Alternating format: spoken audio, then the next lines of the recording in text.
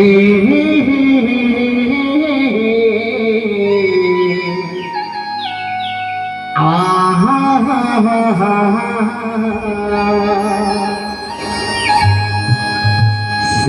राम की अमर कहानी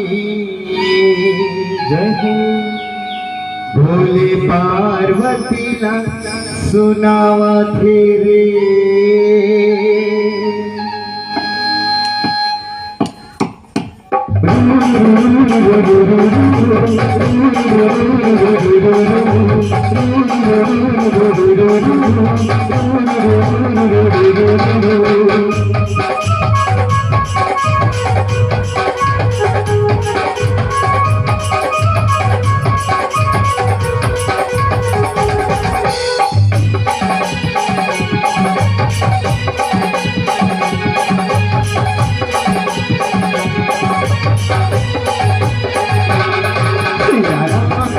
कहानी बोले पार्वती ला सुनावा रे, पार्वती ला सुनावा रे। सिया राम की अमर कहानी बोले पार्वती ला सुनावा रे, पार्वती ला सुनावा रे।